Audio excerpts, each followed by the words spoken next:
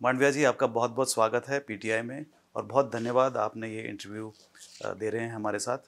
तो मैं शुरू करता हूँ। इलेक्शंस आने वाले हैं। आप इस बार पोरबंदर से लड़ने वाले हैं चुनाव। राज्यसभा के मेंबर रहे हैं, अब पोरबंदर से लोकसभा में जाने की आप उम्मीद रखते हैं। तो आपका विजन क्या है अपनी कॉन्स्टिट्यूएंसी के लिए, उसके बारे में बताइए। भारतीय जनता पार्टी ने मुझे पोरबंदर लोकसभा सीट पर लड़ने का अवसर दिया है। पोरबंदर से मेरा पुराना नाता भी है, क्योंकि महात्मा गांधी जी की जन्मस्थली है पोरबंदर। और महात्मा गांधी के विचार के मैं फॉलोअर्स हूँ।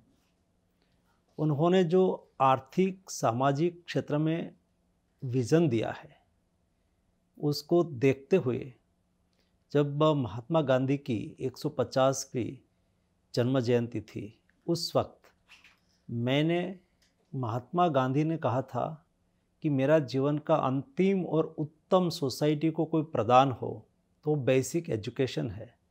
मैंने मेरे क्षेत्र में गांधीयन थॉट पर बनी हुई बेसिक एजुकेशनल इंस्टीट्यूट को जोड़ती हुई 150 किलोमीटर की पदयात्रा भी निकाली थी।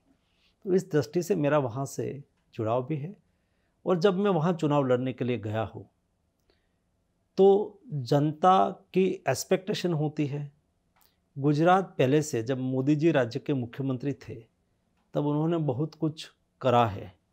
डेवलपमेंट उसकी प्रायोरिटी थी और डेवलपमेंट की राजनीति ही मोदी जी का राजनीतिक क्षेत्र में जीवन मंत्र रहा। उसको देख के वहाँ रोड, पानी और लाइट तो ऑलरेडी है ही, और जो आगे कोस्टल लाइन है उसका उपयोग करके वहाँ फिशरीज का बड़ा एक व्यवसाय है, लोगों के लिए आजीविका का माध्यम है। वहाँ फूड प्रोसेसिंग इंडस्ट्रीज़ कैसे लग सकती है, एक बहुत बड़ी अपॉर्चुनिटी है। कोस्टल लाइन है, क्रूज़ टूरिज़्म के लिए एक बहुत बड़ी अपॉर्चुनिटी है। वहाँ यही क्षेत्र में प्लास्टिक इंडस्ट्रीज़ भी है और प्लास्टिक रिसाइकलिंग इंडस्ट्रीज़ है, तो उसको कैसे मदद करें। डाइंग इंडस्ट्रीज़ भी है जैतपुर में, उसको कैसे मदद करें। ये सारा विषय को देखते हुए जनता की अपेक्षा को पूरी करने की कोशिश करूंगा। गुजरात में तो तकरीबन बीजेपी की जीत जो है निश्चित ही है, और ऐसे कई राज्य हैं भारत में जहां पर बीजेपी का बहुत बिल्कुल स्ट्रॉन्ग होल्ड माना जाता है। तो जो 370 सीट जो मोदी जी ने कहा है लाएंगे भाजपा के लिए, तो वो कहाँ से आएंगे? क्योंकि आपकी जो सीट जो सब जगह आप सैचुरेटेड तो हैं ही ऑलरेडी। बिल्कुल आएगी। आज देश की तासीर हमें देखने की आवश्यकता है। जनता को भारतीय जनता पार्टी पर विश्वास है और मोदी जी पर श्रद्धा है। मोदी जी के पर देश की जनता की जो श्रद्धा है, ये श्रद्धा का वाइब्रेशन केवल नॉर्थ के स्टेट में है ऐसा नहीं है, नॉर्थ ईस्ट में है ऐसा नहीं है, सारे देश में। अभी आपने देखा होगा साउथ में मोदी जी का प्रवास चल रहा था। जनता कैसे बाहर आ रही थी, मोदी जी को कैसे आशीर्वाद दे रही थी। अरे बुढ़ी माँ, बड़ी उम्र की माताजी भी बाहर आके जिस तरह से मोदी जी को आशीर्वाद दे रही थी। और दूसरा, भारतीय जनता पार्टी के पास 13 करोड़ प्राइमरी मेंबर है। तो पार्टी इतनी बड़ी है, पार्टी के कार्यकर्ता का पुरुषार्थ और जनता का विश्वास से और मोदी जी का आह्वान, तीन चीज़ों को लेके भारतीय जनता पार्टी 370 प्लस और एनडीए 400 प्लस से फिर से एक बार मोदी जी के नेतृत्व में सरकार बनाएगी। तो आपका कहना है कि साउथ में और बंगाल में, उड़ीसा में सीटें आपकी बढ़ेंगी? बिल्कुल बढ़ेगी। बढ़ेगी नहीं, बहुत बढ़ेगी। क्योंकि साउथ में कभी आया नहीं है, तमिलनाडु या केरल में तो कभी भाजपा को कभी मिली तो नहीं है। पहले एक समय ऐसा था कि हम देश में भी केवल 2 ही सीट थी, तो ये बाद में ही बढ़ी। वैसे साउथ में, नॉर्थ इंडिया में तो हम है ही, सैचुरेशन में है, 26 में से 26 गुजरात है। वैसे राजस्थान की स्थिति है, मध्य प्रदेश की स्थिति है, यूपी की स्थिति है, यहाँ है ही। जहाँ नहीं है वहाँ बढ़ना है उसको कायम रखना है। 10 साल आपकी सरकार रही, आपका जो मंत्रालय जो है उसकी उपलब्धियां बताइए। 10 साल में क्या क्या हुआ? 10 साल में हेल्थ सेक्टर में आमूलचूल परिवर्तन हुआ है। आप देखिए, हम देश के युवाओं के लिए देश में अपॉर्चुनिटी एजुकेशन के लिए नहीं दे सकते। जब मोदी गवर्नमेंट बनी तब देश में 350 मेडिकल कॉलेज थी, आज 707 मेडिकल कॉलेज है, डबल हो गई। 10 साल में डबल। 65 साल में जो थी 350 मेडिकल की सीट 54,000 थी, आज 1,07,000 MBBS की सीट हो गई। मेडिकल एजुकेशन के लिए हमारे स्टूडेंट विदेश में जाते थे, उनकी जगह पे उसको देश में ही पढ़ने की अपॉर्चुनिटी मिले, ये सुनिश्चित करा। देश में हेल्थ कवरेज देना बहुत बड़ी बात है। आपने देखा होगा जब ओबामा शासन में थे, उन्होंने 10 करोड़ अमेरिकन लोगों के लिए एक हेल्थ सिक्योरिटी स्कीम लाए थे और दुनिया में वो ओबामा केयर करके पॉपुलर हुई। मोदी जी ने 12 करोड़ यानी कि 12 करोड़ फैमिलीज यानी कि 60 करोड़ लोगों को 5 लाख तक का मुफ्त इलाज की गारंटी दी है। जब हम कैंपेन करते हैं या तो कोई राज्य के प्रवास में जाते हैं या तो प्रधानमंत्री जी के सामने कोई अनुभव कथन करते हैं, आपने देखा होगा ऐसे कई गरीब परिवार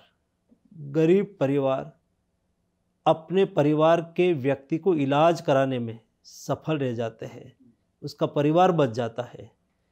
और स्थिति ये थी, प्रतिवर्ष 5 करोड़ लोग बिलो पॉवर्टी के नीचे इसलिए चले जाते थे कि मध्यम वर्ग हो, उसकी कमाई करके खाते हो, महीने की कमाई करके महीने में पूरा हो जाता हो। ऐसे लोगों के यहाँ कोई बीमारी आ जाती है, बड़ी बीमारी आ जाती है, कोई कैंसर की बीमारी आ गई, हार्ट की बीमारी आ गई, वैसी स्थिति में वो बिलो पॉवर्टी के नीचे चले जाते थे। ऐसे 5 करोड़ लोग प्रतिवर्ष बिलो पॉवर्टी के नीचे चले जाते थे। आपने अभी थोड़े दिन पहले नीति आयोग का रिपोर्ट देखा होगा, 25 करोड़ लोग बिलो पॉवर्टी से ऊपर आ गए। ये दिखाता है कि हमारी योजनाएं कैसी होती है, उसका आउटपुट पॉवर्टी एलिमिनेशन में कैसे होता है, उसका बेस्ट एग्जाम्पल है। डिजिटल हेल्थ का इनिशिएटिव मोदी जी ने लिया।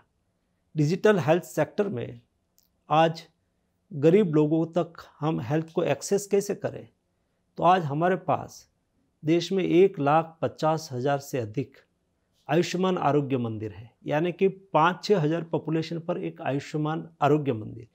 उसको हमने टेली कंसल्टेशन से जोड़ दिया, टेलीमेडिसिन से। तो डिस्ट्रिक्ट हॉस्पिटल को हब बना दिया और आयुष्मान आरोग्य मंदिर को स्पोक बना दिया। मैं यहाँ एक बार कैंसर इंस्टीट्यूट झज्जर जा रहा था, तो रास्ते में एक आयुष्मान आरोग्य मंदिर गांव में मैंने देखा, तो मैंने बताया नहीं, मैं अंदर चला गया। उसको भी पता नहीं था कि हमारे पीछे आके एक मिनिस्टर खड़ा हो गया है। एक महिला को एक डॉक्टर चेक कर रहे थे और वो टेली कंसल्टेशन से PGI चंडीगढ़ के साथ जुड़ गए। वहाँ के स्पेशलिस्ट डॉक्टर वो बात कर रहे थे, दोनों डॉक्टर बात कर रहे थे, बगल में पेशेंट बैठे थे। तो बाद में डॉक्टर साहब ने कहा कि मुझे पेशेंट से भी बात करनी है, तो थोड़ा सा उन्होंने मूव कर दिया लैपटॉप, तो उन्होंने बात PGI चंडीगढ़ के एक्सपर्ट डॉक्टर से पेशेंट की बात हुई और उन्होंने कहा कि इस टाइप की मेडिसिन लिख दो, आवश्यकता होगी तो हम आपको यहाँ बुला लेंगे। एक गरीब व्यक्ति के लिए बहुत बड़ी बात है, उसके पास पैसा नहीं होता है, मजदूरी एक दिन की छोड़ के वो हॉस्पिटल आए होंगे और वहाँ से डॉक्टर उसको रिकमेंडेड कर देते कि आप दिल्ली जाओ, तो बेचारे को जाना पड़ता, एक व्यक्ति को साथ में भी जाना पड़ता। टेली कंसल्टेशन से आयुष्मान आरोग्य मंदिर स्पोक के रूप में जुड़ जाने से पर डे 3 से 4 लाख टेली कंसल्टेशन होता है, यानी कि 3 से 4 लाख लोगों को स्पेशलिस्ट डॉक्टर की एडवाइस अपने गांव में मिल जाती है। बहुत बड़ी बात है। हमने हेल्थ इंफ्रास्ट्रक्चर को बढ़ाने की कोशिश करी, 64,000 करोड़ का हेल्थ इंफ्रास्ट्रक्चर मिशन चलाया, नेशनल हेल्थ इंफ्रास्ट्रक्चर मिशन, यानी कि एक डिस्ट्रिक्ट में एवरेज मिनिमम 70 से 80 करोड़ रुपया एक डिस्ट्रिक्ट में खर्च करने के लिए हमने व्यवस्था की ताकि हेल्थ इंफ्रास्ट्रक्चर रोबस्ट बने। यूनिवर्सल इम्यूनाइजेशन मिशन इंद्रधनुष के तहत देश के एक भी बच्चे वैक्सीन से वंचित ना रह जाए और उसका जीवन सुरक्षित हो, उसके लिए कोशिश की। गरीब लोगों को सस्ती दवाएं मिले, not only for poor person but सभी लोग के लिए, मिडिल क्लास भी उसका उपयोग करते हैं, सब लोग करते हैं। देश में 11,000 10,000 से अधिक हमने जनऔषधि केंद्र चालू करा। और जनऔषधि केंद्र मीन्स वहाँ आप जाएंगे तो आपको सस्ती और क्वालिटी मेडिसिन मिलेगी। सस्ती मीन्स आप कैंसर की एक मेडिसिन लेने के लिए जाएंगे तो मार्केट में एक ट्रिप 10 टैबलेट की हो और उसकी कीमत 10,000 हो, तो यहाँ आपको 2,000-3,000 में मिलेगी, एकदम सस्ती। डेली 10 से 12 लाख लोग जन औषधि केंद्र की मुलाकात ले रहा है। और अपने, क्योंकि कई ऐसा डिसीज है उसमें लाइफ लॉन्ग मेडिसिन लेनी पड़ती है, चलो इलाज तो हो गया, लेकिन रेगुलर मेडिसिन लेने के लिए क्या करें?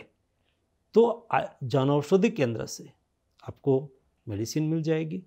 मोदी जी ने एक होलिस्टिक अप्रोच के साथ हेल्थ को डेवलपमेंट के साथ जोड़ा, यानी कि कोई राष्ट्र को डेवलप्ड कंट्री होना है, विकसित भारत होना है, तो इस देश के नागरिक की स्वास्थ्य की सबसे पहले ज़रूरत होती है।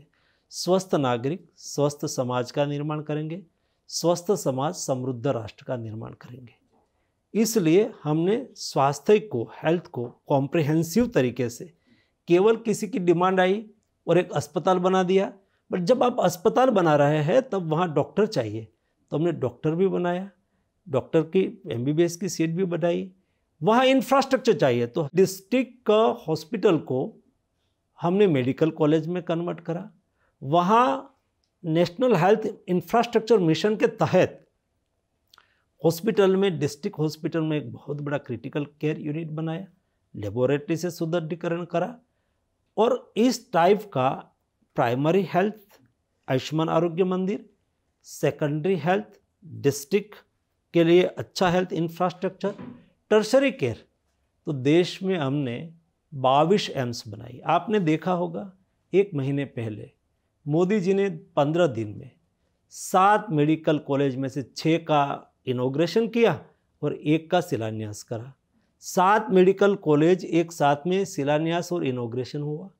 आज़ादी के 65 साल में 6 मेडिकल कॉलेज थी, 7 मेडिकल कॉलेज केवल 15 दिन में शिलान्यास और लोकार्पण हो, यानी कि 22 एम्स बन रही है, यानी कि टर्शरी हेल्थ केयर की सुविधा भी हमने खड़ी की।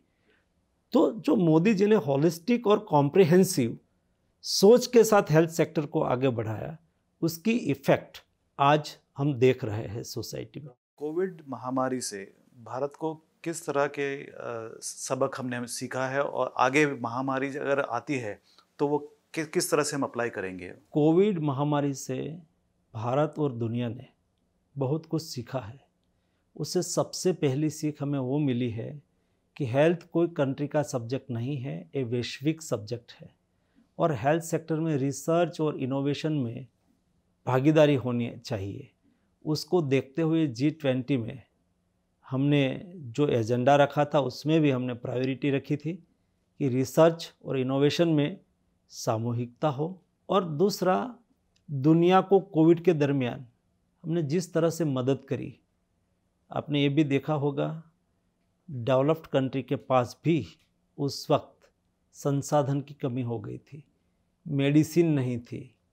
ऐसी स्थिति में इंडिया ने 150 से अधिक देशों में मेडिसिन सप्लाई की, दुनिया को मदद करी। कोविड के दरमियान हमने जब वैक्सीन बनाने वाले कंट्री वैक्सीन का स्टॉक पाइलिंग कर रहे थे, हमने दुनिया को मदद करी। उसका फ़ायदा ये हुआ कि कोविड के बाद, पोस्ट कोविड, दुनिया को इंडिया के साथ रिश्ता रखना है, मोदी जी के साथ रिश्ता रखना है। क्यों? कि इंडिया ने ऐसी स्थिति में हमारे एथोज है, हमारा संस्कार है, वसुधैव कुटुंबकम, दुनिया एक परिवार है। तो मोदी जी ने दुनिया के साथ खड़ा रह के क्राइसिस की स्थिति में हम दुनिया के साथ है, एग्जाम्पल दिया। दुनिया चाहती है कि इंडिया एक ऐसी कंट्री है जो विपरीत परिस्थिति में, क्राइसिस में हमारे साथ खड़ी रहती है। इसलिए आज दुनिया इंडिया के साथ ट्रेड करना चाहती है, इंडिया के साथ दोस्ती रखना चाहती है। उसका नतीजा आप देख रहे हो, इंटरनल और एक्सटर्नल दोनों विषय पर आज जिस तरह से काम हुआ, इसलिए तो हम 7%, आज ही मैं सुबह में पढ़ रहा था कि इंडिया की इकोनॉमी 7% से ग्रो करेगी। तो ये बताता है कि इंडिया जो मोदी जी के नेतृत्व में जिस दिशा में जा रहा है वो दिशा सही है। मोदी जी ने एक बहुत महत्वपूर्ण विषय के बारे में भी बात उठाई है, सर्विकल कैंसर। तो इंडिया का क्या, हेल्थ मिनिस्ट्री का क्या अप्रोच रहेगा? वैक्सीन तो अभी बहुत दूर की बात है, तो किस तरह से इसको हम देखेंगे? मोदी जी ने इस बजट में कहा है कि सर्वाइकल कैंसर पर हम काम करेंगे और उसके लिए महिलाओं में अवेयरनेस के लिए और वैक्सीन अवेयरनेस के लिए काम करेंगे। जो कहा है वो हमारे लिए एक बेंचमार्क बन जाता है, उसके ऊपर हमारी मिनिस्ट्री अवश्य काम करेगी। जी, आप केमिकल्स एंड फर्टिलाइज़र के मिनिस्टर भी हैं। अभी आपने कहा था कि इंडिया सेल्फ सफिशिएंट हो जाएगा यूरिया के प्रोडक्शन में 2025 तक, अगले साल तक। क्या स्टेटस क्या है उसका? उसमें फर्टिलाइज़र वो हमारी एग्रीकल्चर के लिए बहुत ज़रूरी है और मोदी जी के शासन में अब तक हम सालों तक 60 के दशक में जो केमिकल्स फर्टिलाइज़र आया तो 65 साल तक हम केवल यूरिया, डीएपी और एनपीके पर ही रहे और उसमें नए समय में नई टेक्नोलॉजी आनी चाहिए, अल्टरनेट फर्टिलाइज़र आना चाहिए, उसके ऊपर काम नहीं हो रहा था। मोदी जी ने अल्टरनेट फर्टिलाइज़र पर काम करा और आपने देखा होगा नैनो यूरिया आ गया, नैनो डीएपी आ गया। नैनो यूरिया यानी कि एक बोतल यूरिया की बैग और एक 500 ml नैनो यूरिया की बोतल, दोनों सेम है और स्प्रे कर दो, इक्वल हो गया। और जब आप कन्वेंशनल यूरिया डालते हैं तो 60% यूरिया या तो हवा में चल जाता है नाइट्रोजन बन के या नीचे चला जाता है, तो 30% ही उपयोग क्रॉप के लिए होता है। तो अल्टरनेट फर्टिलाइज़र का उपयोग बहुत अच्छा है, उसको हम आगे बढ़ा रहे हैं। दूसरा, आज तक हमें, आपने जो कहा कि यूरिया में आत्मनिर्भरता कैसे आएगी, हमने द्विपक्षीय एक्शन करा है। एक एक्शन हमारा है कि देश में यूरिया का 5 नया प्लांट मोदी जी ने लगाना शुरू करा।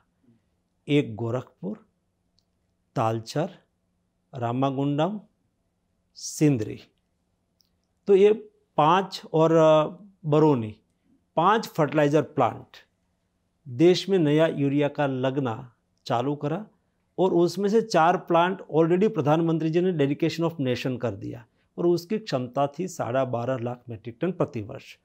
देश को प्रति वर्ष चाहिए 350 लाख मेट्रिक टन यूरिया।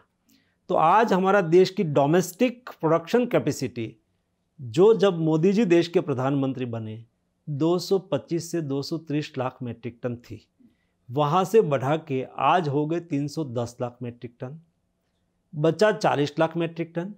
2 साल में हम अल्टरनेट फर्टिलाइज़र को पुश करेंगे और एक हमारा यूरिया का तालचर प्लांट आना बाकी है, तो उससे और 12 लाख मिल जाएगा, तो हो जाएगा 300-325 लाख मेट्रिक टन हमारा प्रोडक्शन हो जाएगा।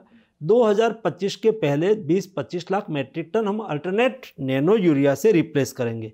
तो हमारा एजेंडा बहुत क्लियर है, 2025 अंत तक मोदी जी देश को यूरिया के इंपोर्ट की जो हमारी रिक्वायरमेंट थी उसको ख़त्म कर देंगे। तो इंपोर्ट बिल ज़ीरो हो जाएगा? इंपोर्ट बिल ज़ीरो हो जाएगा। अच्छा, एक सवाल आपसे ये भी पूछना था कि कुछ ऐसे रूमर चले थे कि दवाइयों का जो दाम है वो बढ़ने वाला है, इसके बारे में क्या ये सही है? बिल्कुल सही नहीं है। कोई मेडिसिन का प्राइस बढ़ने वाली नहीं है। NPPA, नेशनल प्राइसिंग अथॉरिटी, वो एसेंशियल जो मेडिसिन है उसकी प्राइस पर वो देख रेख रखती है और प्रतिवर्ष WPI जो इन्फ्लेशन बढ़ता है तो उसको प्राइस बढ़ाने की अनुमति मिलती है और डाउन जाता है तो डाउन करते हैं। इस साल इन्फ्लेशन नहीं बढ़ा है, यानी कि 0.00 पॉइंट में इन्फ्लेशन बढ़ा है, तो हमारी कंपनी इस साल कोई प्राइस बढ़ाने वाली नहीं है। तो ये मोदी की गारंटी की तरह ये मनसुख मांडविया का गारंटी है कि इस साल प्राइस नहीं बढ़ेगा? नहीं बढ़ेगी, मनसुख मांडविया की नहीं, मोदी जी की ही गारंटी है। ये हमारा जो फर्टिलाइज़र सब्सिडी बिल है सरकार का, वो काफ़ी ज़्यादा है, तो उसका क्या कुछ एस्टिमेट है कि इस फाइनेंशियल ईयर में कितना होगा ये सब्सिडी बिल? मोदी जी ने बहुत क्लियर करा है, क्योंकि फर्टिलाइज़र की इंटरनेशनल प्राइस प्लस माइनस होती है तो सब्सिडी का बिल बढ़ता भी है। आपने देखा होगा जब कोविड आया, यूक्रेन रशिया क्राइसिस आई, वैसी स्थिति में दुनिया में डीएपी और यूरिया की प्राइस बहुत बढ़ गई यानी कि एक बैग यूरिया की प्राइस हो गई 4,000 रुपया, एक डीएपी की प्राइस हो गई 4,000 रुपया। हम किसान को 266 रुपये में एक बैग यूरिया दे रहे हैं, तो हमें उसको देना पड़ा 3,700 रुपये की सब्सिडी एक बैग पर देनी पड़ी, और हमारा फर्टिलाइज़र की सब्सिडी का बिल हो गया 2,54,000 रुपया। लेकिन ऐसी स्थिति में भी मोदी जी ने सब्सिडी बचाने के लिए कोई किसान के ऊपर बर्डन नहीं डाला। मोदी जी ने उस वक्त कहा था हमें कि जितनी सब्सिडी किसान को देनी पड़े इतनी हमें देनी है, लेकिन किसान को खाद की कमी नहीं रहनी चाहिए। जब वैसा प्राइस फ्लक्चुएटेड होता है तो फर्टिलाइज़र गवर्नमेंट कंपनी भी लाती है, प्राइवेट कंपनी भी लाती है। भूतकाल का ये अनुभव था कि जब प्राइस इतनी बढ़ जाती थी तो कंपनियां बाहर से खाद नहीं लाती थी और देश में फर्टिलाइज़र की किल्लत होती थी, क्राइसिस होती थी, लंबी लंबी लाइनें किसान की लगती थी और किसान के पर लाठीचार्ज होता था। आपने देखा होगा 10 साल में एक बैग पर 3,700 रुपया की सब्सिडी देकर भी मोदी जी ने देश में खाद की किल्लत नहीं रहने दी। इसलिए कंटिन्यूस 10 साल से किसान को पर्याप्त मात्रा में खाद मिल रहा है। अल्टरनेट खाद भी आज मार्केट में उपलब्ध है, नैनो डीएपी उपलब्ध है, नैनो यूरिया उपलब्ध है, और उसको छिड़काव करने के लिए भी मोदी जी ने नई टेक्नोलॉजी लाई, ड्रोन का एग्रीकल्चर में यूज़ करने वाला सबसे बड़ी कोई कंट्री है तो उसका नाम हिंदुस्तान है। और उसमें भी एक विशेषता है, मोदी जी ने कहा कि मेरे देश की महिला सशक्त होनी चाहिए, और देश की महिला को सशक्त करने के लिए मोदी जी ने कहा कि मैं 15,000 ड्रोन दीदी तैयार करूंगा।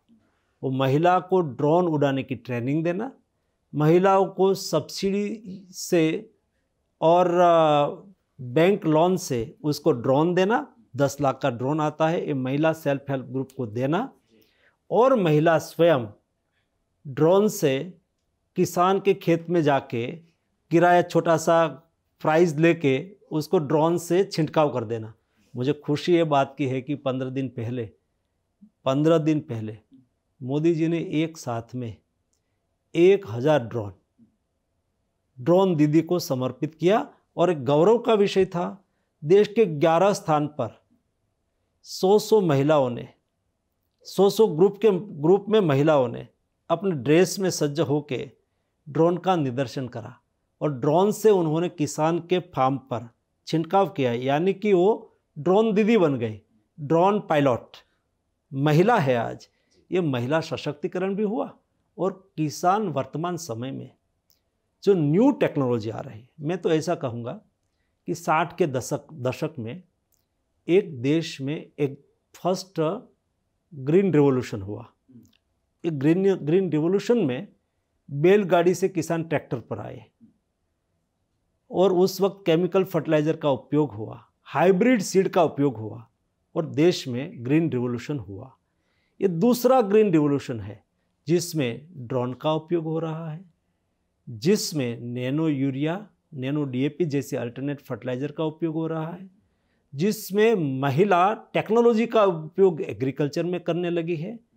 मेरी दृष्टि से मोदी जी ने ये दूसरी एग्रीकल्चर रिवॉल्यूशन करी है, जो आने वाले दिनों में हमारी किसान और किसानी को सशक्त करेंगे। मांडविया जी, हम दिल्ली में बैठे हुए हैं, तो जाते जाते एक दिल्ली के बारे में सवाल। दिल्ली के मुख्यमंत्री जेल में हैं और काफ़ी उस पर गर्मा गर्मी हो रही है। आपको लगता है कि उनके जेल जाने से इस चुनाव में, लोकसभा चुनाव में कोई फ़र्क पड़ेगा बीजेपी के रिजल्ट्स में? मैं इतना कहूँगा कि दिल्ली में 7 में से 7 सीट इस बार भी भाजपा की आएगी, लास्ट बार भी भाजपा की थी, यही हमारी स्थिति रहेगी दिल्ली में। केजरीवाल के लिए कोई सपोर्ट नहीं है? हमारी 7 में से 7 सीट आएगी। बहुत बहुत धन्यवाद। धन्यवाद जी।